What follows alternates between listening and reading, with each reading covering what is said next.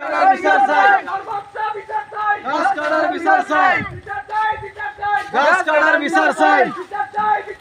গাছ কাটার বিচার চাই, প্রশাসনের পক্ষ থেকে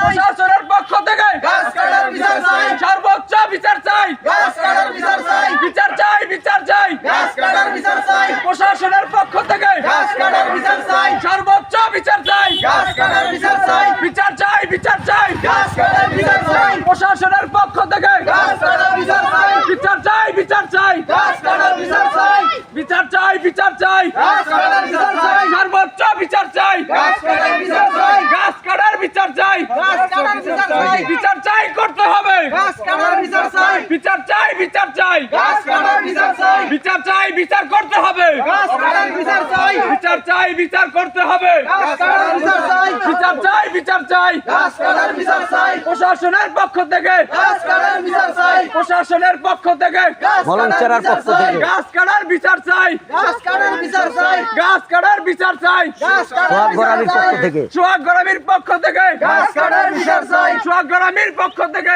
গাছ কাটার বিচার চাই, গাছ কাটার বিচার চাই, গাছ কাটার বিচার চাই, গাছ কাটার বিচার চাই, গাছ কাটার বিচার চাই। তো দর্শক আপনারা বিবেচনা করবেন ওনাদের দাবি গাছ কাটার বিচার চাই। আর এই গাছগুলো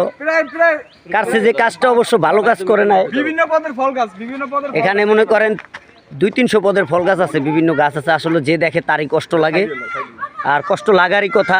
কি বলবো, এখন তাদের দাবি একটাই, গাছ কাটার বিচার চাই। সর্বোচ্চ বিচার যেটা হয় গাছ কাটার বিচার, প্রশাসনের কাছে, আইনের কাছে সর্বোচ্চ বিচার যেটা হয়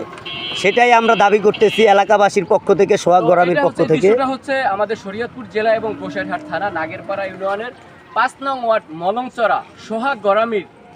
গাছ কাটা হয়েছে। কারা এবং কে গাছগুলি কেটেছে এটা একমাত্র আমরা সেই সোহাগ গরামির মুখ থেকে শুনবো এবং শুনছি। আপনারা যেখান থেকে ভিডিওটা দেখছেন একটু দূরে যাও, যারা যেখান থেকে ভিডিও